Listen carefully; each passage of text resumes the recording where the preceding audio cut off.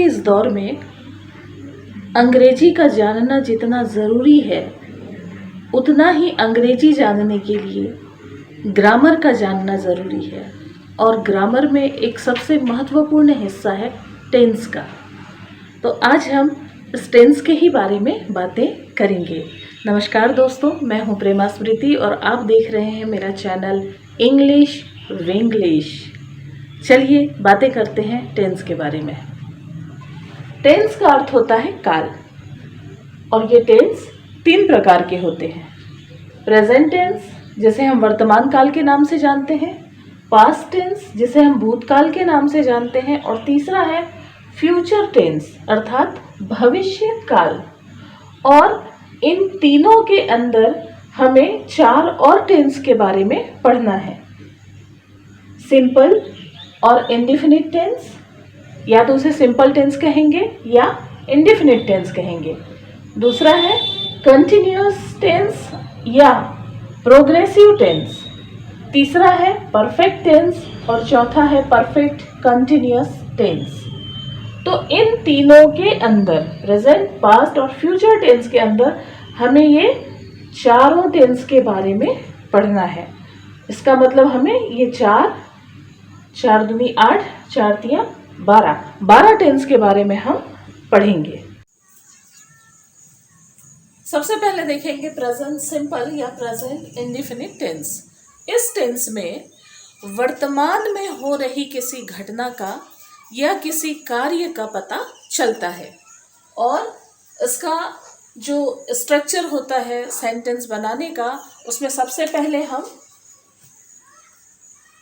Subject लेते हैं, फिर वर्ब का फर्स्ट फॉर्म लेते हैं, और उसके बाद आता है ऑब्जेक्ट। हिंदी में इसके उदाहरण, जैसे मैं खाना खाता हूँ, वह पानी पीता है, वे स्कूल जाते हैं। मतलब हिंदी में यदि किसी वाक्य के अंत में ता है, ती है, ते है आता है, तो जनरली हम उसको प्रेजेंट इंडेफिनिट टेंस में या प्रेजेंट सिंपल टेंस में मानते हैं। चलिए देखते हैं इसको बना करके। मान लीजिए मैं यहां पर लिखूं कि मैं स्कूल जाता हूं। एक और वाक्य लिखूंगी मैं, वह स्कूल जाता है। तो यहां पे सब्जेक्ट कौन है? आई। फिर वर्ब का फर्स्ट फॉर्म, वर्ब हमारा जाना हुआ, आई गो टू स्कूल। यहां देखते हैं हमारा सब्जेक्ट है ही, देन वर्ब का first form goes to school. अब यहां पर बात ये उठती है कि आई के साथ गो और ही के साथ में गोज क्यों लगा है। तो नियम ये कहता है कि यदि आपका सब्जेक्ट कर्ता सिंगुलर नंबर है और थर्ड पर्सन है, यदि वो सिंगुलर नंबर है और साथ में थर्ड पर्सन भी है, तो वर्ब के साथ में एस या ईएस लग जाता है। ये केवल प्रेजेंट इंडेफिनिट टेंस में ही ऐसा होता है। ठीक। अब यदि मैं ये लिखूं यहां पर, वे स्कूल जाते हैं, वे स्कूल जाते हैं, तब यहां पर हो जाएगा दे गो टू स्कूल,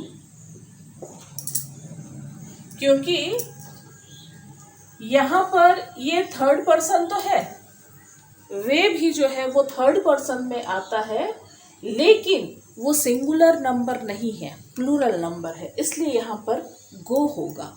जबकि इस वाले वाक्य में वह जो है सिंगुलर नंबर भी है और थर्ड पर्सन भी है, तो यहाँ पर हम गो के साथ में ईएस लगा करके प्रयोग करते हैं। नंबर और पर्सन आपने मेरे पिछले वीडियोस में देख रखा है, तो आपको इसको पहचानने में ज़्यादा परेशानी नहीं होगी, और यदि आपने नहीं देखा है तो जा करके उसे देखिए ज़रूर। तो इसी तरह से हम और भी बना देंगे, जैसे राम और श्याम स्कूल जाते हैं, तो Ram and Shyam go to school. अब आप कहेंगे कि राम तो सिंगुलर नंबर थर्ड पर्सन है, श्याम भी सिंगुलर नंबर थर्ड पर्सन है, तो यहाँ पर गोज होना चाहिए, गो क्यों हो रहा है? तो मैं बता दूं आपको कि यहाँ पर हमारा जो सब्जेक्ट है वो सिंगुलर नहीं है। केवल राम होता तो ये सिंगुलर होता, केवल श्याम होता तो ये सिंगुलर होता, जबकि हमारा सब्जेक्ट है राम एंड श्याम, मतलब यहाँ पे हम दो लोगों की बातें कर रहे हैं, तो ये प्लूरल नंबर में आएगा, इसलिए यहाँ पर गोज नहीं बल्कि गो होगा। ये तो रही सिंपल सेंटेंस की बात, जिसे हम अफर्मेटिव सेंटेंस भी कहते हैं।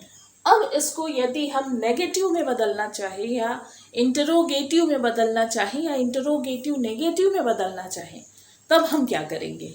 दोस्तों, कभी भी किसी भी सेंटेंस को नेगेटिव या इंटरोगेटिव में बदलने का एक नियम होता है कि उसमें हेल्पिंग वर्ब लगाया जाता है, और ये हेल्पिंग वर्ब इन वाक्यों में ही हमें मिलता है। बाकी सारे टेंस के वाक्यों में हमें हेल्पिंग वर्ब मिलेगा, केवल यहाँ पर हमको हेल्पिंग वर्ब नहीं मिलता, वो एक्चुअली छुप कर बैठा होता है, तो उसे हमें ढूंढना पड़ता है। इनके लिए हेल्पिंग वर्ब है, चलिए बनाकर देखते हैं। आई गो टू स्कूल के लिए हम नेगेटिव बनाएंगे यदि, तो I do not go to school. मैं स्कूल जाता हूँ, मैं स्कूल नहीं जाता हूँ, यहाँ पर डू लगेगा। और वह स्कूल जाता है, वह स्कूल नहीं जाता है, he does not go to school.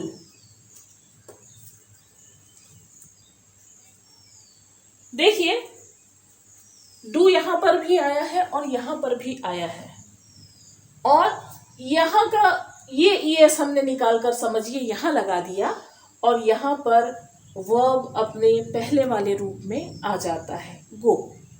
ठीक, या इसे दूसरे शब्दों में समझाने की कोशिश करूं तो ही, शी, इट और नेम के साथ में डज आएगा। ही, शी, इट और नेम के साथ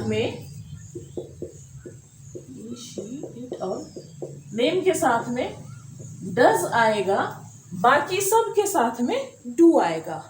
इस चीज को आप याद रखेंगे तो आपको आसानी होगी। He does not go to school, और ये भी याद रखेंगे कि जैसे ये गोज है यहाँ पर, तो यहाँ का ईएस या एस यदि रहेगा वर्ब में, वो हट जाएगा। फिर देखते हैं इंट्रोगेटिव। नेगेटिव हो गया, नेगेटिव का अर्थ होता है नकारात्मक। अब इंट्रोगेटिव सेंटेंस हम देखेंगे, जिसे हम कहते हैं प्रश्नवाचक वाक्य। तो यहाँ पर जब भी हमें इंट्रोगेटिव वाक्य बनाना है, तो हम उस हेल्पिंग वर्ब को सामने लेकर आएंगे। Do I go to school? Question mark जरूर लगाएंगे। Do I go to school? क्या मैं स्कूल जाता हूं? Does he go to school? क्या वह स्कूल जाता है? और अब इंट्रोगेटिव नेगेटिव सेंटेंस बनाएंगे, जिसका अर्थ होगा क्या मैं स्कूल नहीं जाता हूं? Do I not go to school. और यहां भी आपको क्वेश्चन मार्क लगाना है। ध्यान रखिएगा कि जब भी कभी हम हेल्पिंग वर्ब को सामने लेकर आ रहे हैं तो वो इंट्रोगेटिव क्वेश्चन बन जा रहा है, इंट्रोगेटिव सेंटेंस बन रहा है, इसलिए इसमें क्वेश्चन मार्क का डालना बहुत ज्यादा जरूरी है। वैसे ही does he go to school का does he not go to school, not go to school, क्या वह स्कूल नहीं जाता है। तो देखिए कितनी आसानी से आप लोगों ने सीख लिया। मैं स्कूल जाता हूं, आई गो टू स्कूल। मैं स्कूल नहीं जाता हूं, I do not go to school.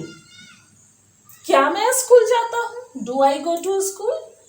क्या मैं स्कूल नहीं जाता हूं, do I not go to school. और वैसे ही वह स्कूल जाता है, ही गोज टू स्कूल। वह स्कूल नहीं जाता है, he does not go to school. क्या वह स्कूल जाता है, does he go to school. और क्या वह स्कूल नहीं जाता है, does he not go to school. तो इस तरह से आप प्रेजेंट इंडेफिनिट टेंस में किसी भी हिंदी के वाक्य को ट्रांसलेट कर सकते हैं इस फॉर्मूले को देखते हुए, और ट्रांसलेशन के बाद आप उसको सिंपल सेंटेंस से नेगेटिव में, इंटरोगेटिव में और इंटरोगेटिव नेगेटिव में भी बदल सकते हैं। चलिए अगला टेंस देखते हैं।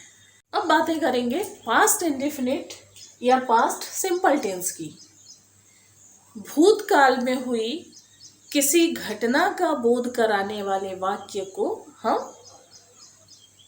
पास्ट सिंपल या पास्ट इंडेफिनिट टेंस मानते हैं। जैसे मैं स्कूल गया या वह स्कूल गया।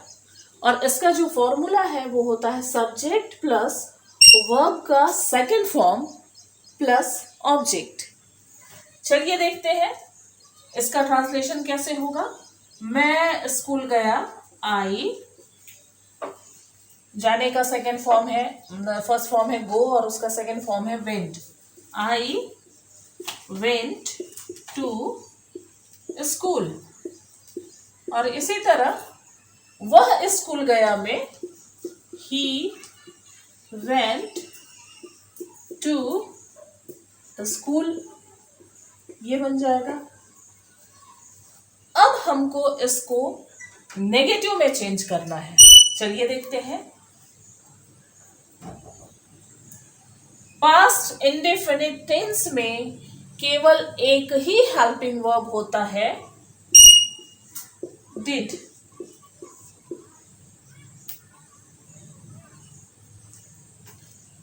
तो मैं स्कूल गया, वेरी सिंपल। मैं स्कूल नहीं गया, आई, और यहां पर हम लगाएंगे verb, sorry helping verb, I did then not. फिर यदि यहां पर डिड नॉट हो गया है तो ये वेंट जो है वो फर्स्ट फॉर्म में आ जाएगा, क्योंकि इस शब्द से हमको पता लग रहा है, डिड से पता लग रहा है कि ये जो वाक्य है वो पास्ट टेंस का है, इसलिए हमको ये सेकेंड फॉर्म को फिर रिपीट करने की आवश्यकता नहीं है।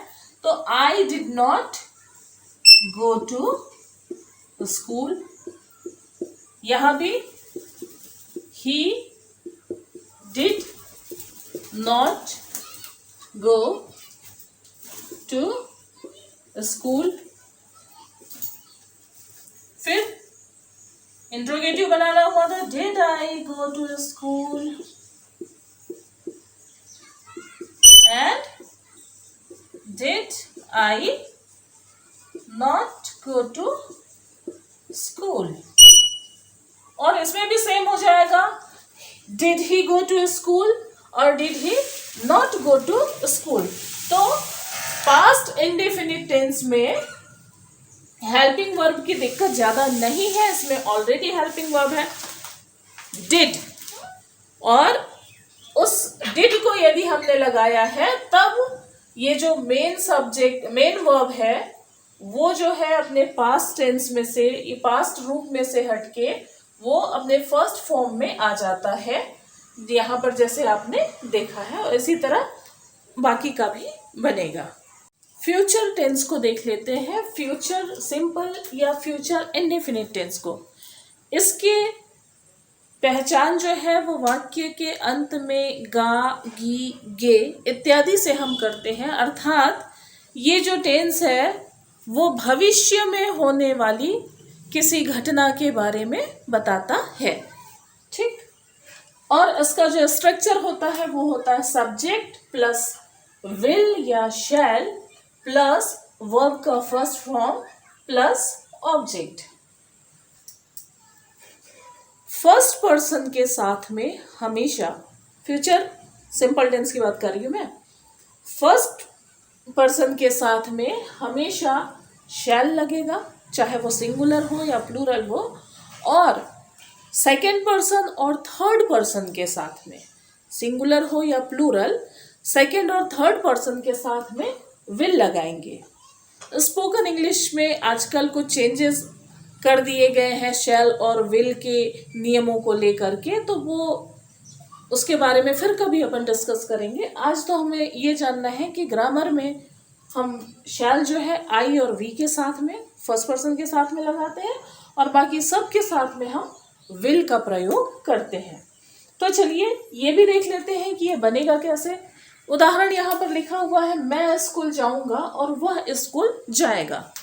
ये इसका ट्रांसलेशन कैसे होगा? सबसे पहले हमारा सब्जेक्ट है आई, फिर विल या शैल, तो आई है फर्स्ट पर्सन, उसके साथ तो शैल ही लगेगा, आई शैल। देन वर्ब का first form, I shall go to school. यहां पर हमारा सब्जेक्ट है वह, ही, थर्ड पर्सन है, इसके साथ विल लगाएंगे, he will go to school. Then negative बनाएंगे। अब तक आपने देखा प्रेजेंट इंडेफिनिट और पास्ट इंडेफिनिट में हमारे पास कोई हेल्पिंग वर्ब नहीं होता था, हमें उसे ढूंढना पड़ता था। डू, डज और डिड को हमने ढूंढा, लेकिन यहाँ पर हमारे पास हेल्पिंग वर्ब मौजूद है विल या शैल, तो हमें अलग से उसे लाने की आवश्यकता नहीं है। ये बहुत सिंपल है, आई फिर शैल हेल्पिंग वर्ब, उसके बाद not, I shall not go to school, और यहाँ आ जाएगा he will not go to school. फिर देखते हैं इंट्रोगेटिव कैसे बनाएंगे। Shall I go to school and will he go to school. और लास्ट, सॉरी ये क्वेश्चन मार्क आएगा यहाँ पे, और फिर सबसे आखिर में है इंटरोगेटिव नेगेटिव, जिसे हम बनाएंगे shall I not go to school, क्या मैं स्कूल नहीं जाऊंगा, and will he not go to school, क्या वो स्कूल नहीं जाएगा। तो ये तो हो गए तीनों ही इंडेफिनिट टेंस। हमने प्रेजेंट इंडेफिनिट, पास्ट इंडेफिनिट और फ्यूचर इंडेफिनिट तीनों को बहुत ही सरल तरीके से समझा है, उसका ट्रांसलेशन भी समझा है, और वाक्य को नेगेटिव, इंट्रोगेटिव, इंट्रोगेटिव नेगेटिव में भी बनाना सीखा है, उसका स्ट्रक्चर भी सीखा है, और उसकी पहचान को भी जाना है। तो इस तरह से ये इंडेफिनिट टेंस आपका ओवर हो गया। और अब हम देखेंगे कंटिन्यूअस टेंस के बारे में। प्रेजेंट कंटिन्यूअस टेंस, कोई भी काम जब अपनी कंटिन्यूटी में होता है, लगातार चलता रहता है, तो उसे हम कंटिन्यूअस टेंस कहते हैं, या फिर उसे हम प्रोग्रेसिव टेंस के रूप में भी या उस नाम से भी जानते हैं, क्योंकि काम जो है वो प्रोग्रेस में रहता है। तो चलिए सबसे पहले देख लेते हैं प्रेजेंट कंटिन्यूअस या प्रेजेंट प्रोग्रेसिव टेंस। इस टेंस की पहचान ये है कि इसको आपको इसमें वाक्यों के अंत में रहा है, रही है, रहे हैं ये शब्द मिलेंगे हिंदी के वाक्यों में। आप उसे देखते ही समझ जाएंगे कि ये जो है वो कंटिन्यूअस टेंस में, क्योंकि काम चल रहा है, वो अभी खत्म नहीं हुआ है। काम निरंतर यदि चल रहा है, कंटिन्यूटी में है, तो वो कंटिन्यूअस टेंस कहलाएगा। तो चलिए देखते हैं इसके वाक्यों को और इसको कैसे बनाया जाए वो भी। चलिए वही पिछला वाला ही ले लेते हैं। चलिए दूसरा कर लेते हैं। मैं आम खा रहा हूं। और एक और वाक्य बना लेंगे हम। वह आम खा रहा है। बच्चों को मेरा एक सजेशन है जो मैं हमेशा अपने स्कूल के बच्चों को भी देती हूँ कि जितना ज़्यादा से ज़्यादा हो सके आप वर्ब याद करिए। यदि आप उसे याद करते हैं तो आपको ट्रांसलेशन में कोई दिक्कत नहीं आएगी, और ना ही भविष्य में आप कभी अंग्रेजी बोलना चाहें तो आपको कोई दिक्कत आएगी, क्योंकि आपके पास बहुत सारे शब्दों का भंडार इकट्ठा हो जाएगा। तो आप रोज कम से कम 5 वर्ड्स याद कर लीजिए और उसको दिन भर में रिकॉल करते रहिए या यूज़ करिए, तो देखिएगा उसे आप भूलेंगे नहीं, और एक दिन क्या महीने भर के अंदर ही आपके पास में बहुत सारे शब्द इकट्ठे हो जाएंगे। आपको भी अच्छा लगेगा, कॉन्फिडेंस भी बढ़ेगा। इसके वाक्य की जो संरचना है, जो स्ट्रक्चर है, वो होता है subject plus helping verb. Continuous tense में, प्रेजेंट कंटिन्यूअस में हमारे पास 3 हेल्पिंग वर्ब होते हैं, एम, इज, आर। ये तीनों में किसी एक का प्रयोग करना है। फिर verb plus ING plus object. सबसे पहले आप सब्जेक्ट लेंगे। सब्जेक्ट कौन है उसके हिसाब से आप हेल्पिंग वर्ब लेंगे। उसके बाद आप मेन वर्ब लेंगे और मेन वर्ब के साथ में ING लगाएंगे, और उसके बाद फिर जो ऑब्जेक्ट होगा वो आएगा। तो देखते हैं। आई के साथ आता है एम। आई के साथ में एम।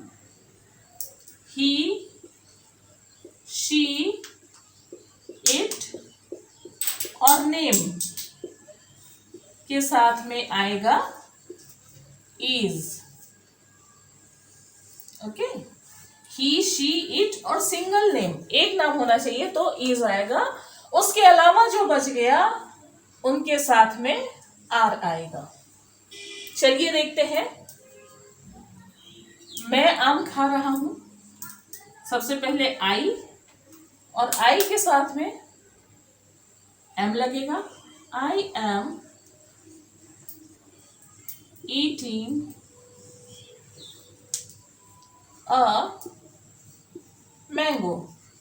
अब आप बोलेंगे मैम यहाँ पर तो एक लिखा ही नहीं है, फिर आपने अ मैंगो क्यों लिखा? एक ही आम खा रहा होगा ना, इसलिए अ कर दिया। I am eating a mango. He के साथ लगेगा इज। देन ये हुआ हमारा मेन वर्ब ईट, खाने के लिए ईट, और उसमें हमने लगा दिया ING। He is eating a mango. है ना इजी ट्रांसलेशन। अब इसको नेगेटिव बनाना है तो हम बना लेंगे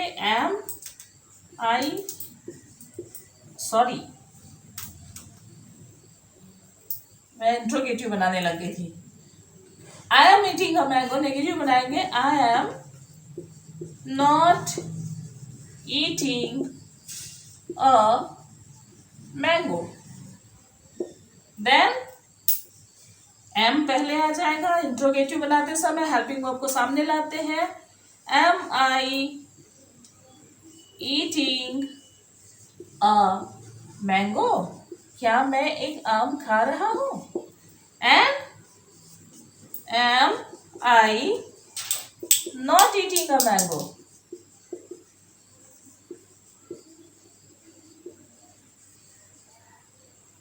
क्या मैं आम नहीं खा रहा हूं? ठीक उसी तरह से हम इसको बना लेंगे, he is not eating a mango, वह आम नहीं खा रहा है। Is he eating a mango, क्या वह आम खा रहा है? और is he not eating a mango, क्या वह आम नहीं खा रहा है? ये मैंने छोड़ दिया है, ये आपको फिलअप करना है, ठीक है। इसी तरह से आर का प्रयोग करते हुए भी अपन एक वाक्य बना लेते हैं। मान लीजिए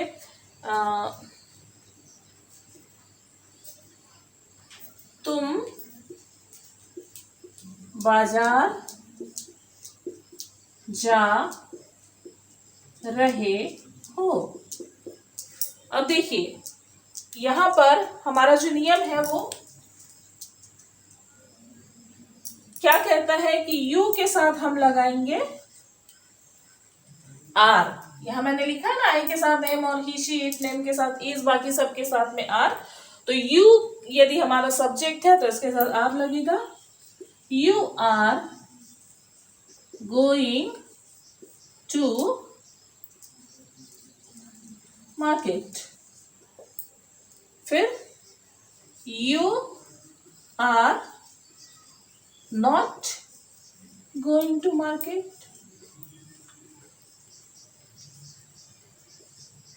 फिर इसको ही हम आर को पहले ले आएंगे, are you going to market, और इंट्रोगेटिव नेगेटिव बनाना हुआ तो are you not going to market. चलिए अब देख लेते हैं पास्ट कंटिन्यूअस या पास्ट प्रोग्रेसिव टेंस को। जिस तरह की प्रेजेंट कंटिन्यूअस टेंस में हमने देखा कि वाक्य के अंत में रहा है, रही है, रहे हैं, ये आते थे, ठीक उसी तरह पास्ट कंटिन्यूअस टेंस में वाक्य के अंत में रहा था, रही थी, रहे थे आएगा। यही इसकी पहचान है। आप इन वाक्यों को, हिंदी के वाक्यों को देखकर अनुमान लगा सकते हैं कि यह कौन सा टेंस का वाक्य दिया हुआ है। चलिए देख लेते हैं इसका स्ट्रक्चर। सबसे पहले सब्जेक्ट और हेल्पिंग वर्ब वॉज या वर। प्रेजेंट कंटिन्यूअस में इज एम आर था, यहां पर वाज और वर होगा, और उसके बाद सेम वैसा ही रहेगा, main verb then ING plus object. ठीक। He she it name I के साथ में वाज लगेगा। मतलब जितने भी सिंगुलर नंबर है, चाहे वो किसी भी पर्सन में हो, सिंगुलर नंबर यदि वो है तो उसके साथ में वाज लगेगा, यू को छोड़ करके। क्योंकि यू जो है वो थोड़ा कंफ्यूजिंग रहता है, उसमें समझ में नहीं आता कि एक के बारे में बात हो रही है या एक से अधिक के बारे में बात हो रही है। तो यू, दे, वी और नेम्स, एक से अधिक नेम्स हुए तो उनके साथ में वर लगेगा। ओके। हम किताब पढ़ रहे थे, इसका क्या बन जाएगा? We were reading a book. वह पानी पी रहा था, he was drinking water. Okay. अब नेगेटिव बनाइए, we were not reading a book. हम किताब नहीं पढ़ रहे थे। क्या हम किताब पढ़ रहे थे? Were we reading a book? Question mark. Interrogative negative, were we not reading a book, क्या हम किताब नहीं पढ़ रहे थे? He was drinking water. He was not drinking water. वह पानी नहीं पी रहा था. Was he drinking water? Question mark. क्या वह पानी पी रहा था? Was he not drinking water? क्या वह पानी नहीं पी रहा था? तो इस तरह देखिए, यह भी आसान है बिल्कुल.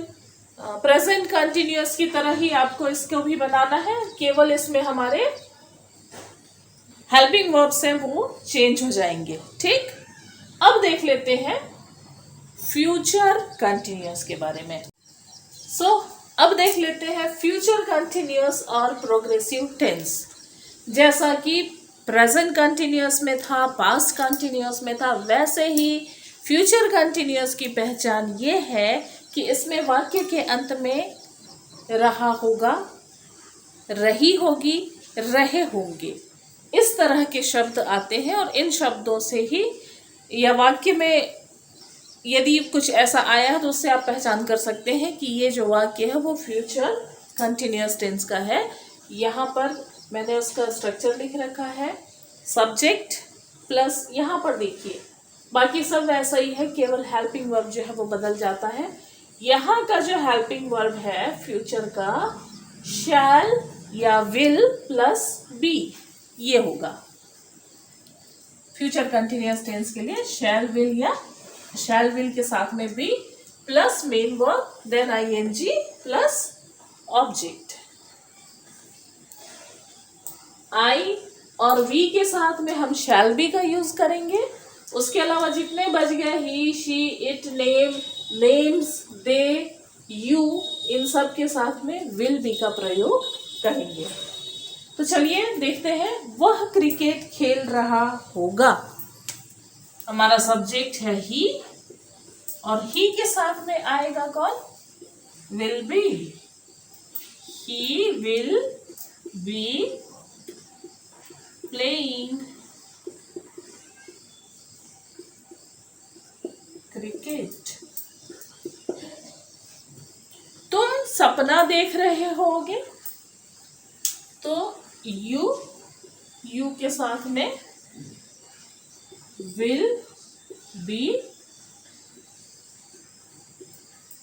ड्रीमिंग. देखिए यहां हमारा ऑब्जेक्ट क्या है, हमारा वर्ब क्या है? देखना. अब आप बोलेंगे कि देखने के लिए तो इसमें कोई शब्द मैंने डाला ही नहीं, यहाँ पर वॉच होना चाहिए था, या लुक होना चाहिए था, या सी होना चाहिए था. एक्चुअली हमारा जो वर्ब है वो है सपना देखना, और सपना देखना के लिए अलग से वर्ब है ड्रीम. ड्रीम कहते हैं सपना देखना. ड्रीम, सपना जो आता है, सपना को भी हम ड्रीम कहते हैं, लेकिन सपने देखना को भी हम ड्रीम शब्द से जानते हैं. तो ये जो है ये अपने आप में पूरा अर्थ लेकर के है, ड्रीमिंग. ठीक है, ड्रीम का अर्थ होता है सपने देखना, इसलिए यहाँ पर केवल ड्रीमिंग लिखा हुआ है, यू विल बी ड्रीमिंग. ठीक, उसके बाद ही विल नॉट यहाँ आ जाएगा, ही विल के बाद में, then be, he will not be playing cricket. वह क्रिकेट नहीं खेल रहा होगा. and you will not be dreaming. तुम सपना नहीं देख रहे होगे. ठीक, इसी तरह से हम ये विल को सामने लेकर आते हैं. Will he be playing cricket. तो ये हो जाता है क्या वह क्रिकेट खेल रहा होगा, और ये will he not be playing cricket. क्या वह क्रिकेट नहीं खेल रहा होगा? और ठीक वैसे ही will you be dreaming? Will you be dreaming, जिसका अर्थ है तुम सपना देख रहे होगे। और will you not be dreaming, क्या तुम सपना नहीं देख रहे होगे। और यदि हम यहां पर हम कर देते तो वी हो जाता और यहां पर विल की जगह शैल आ जाता। We shall be dreaming, we shall not be dreaming, shall we be dreaming and shall we not be dreaming, इस तरह से बनता। तो आज हमने देखा प्रेजेंट टेंस, पास्ट टेंस और फ्यूचर टेंस क्या होते हैं, और साथ ही हमने देखा कि इन तीनों टेंस के इंडेफिनिट या सिंपल और कंटिन्यूअस या प्रोग्रेसिव टेंस में हम कैसे वाक्यों को ट्रांसलेट करते हैं, इनके वाक्यों की हिंदी में क्या पहचान होती है, सहायक क्रियाएं अर्थात हेल्पिंग वर्ब्स इसमें क्या क्या लगते हैं, और किस तरह इनका स्ट्रक्चर होता है, इनको चेंज करने का जो फॉर्मूला होता है वो क्या होता है। और आगे हमको जानना है इन तीनों ही टेंस का परफेक्ट और परफेक्ट कंटिन्यूअस रूप, वो हम देखेंगे अगले वीडियो में। तो आप वेट कीजिए मेरे उस वीडियो का, मैं जल्द ही लेकर आ रही हूँ आपके लिए प्रेजेंट, पास्ट और फ्यूचर तीनों में ही परफेक्ट टेंस और परफेक्ट कंटिन्यूअस टेंस। और यदि आज का आपको मेरा वीडियो पसंद आया है तो मेरे वीडियो को लाइक करिए। वीडियो में जो चीज़ पसंद नहीं आई उसके बारे में भी आप मुझे कमेंट कर सकते हैं, और मेरे चैनल को सब्सक्राइब कीजिए। Thank you.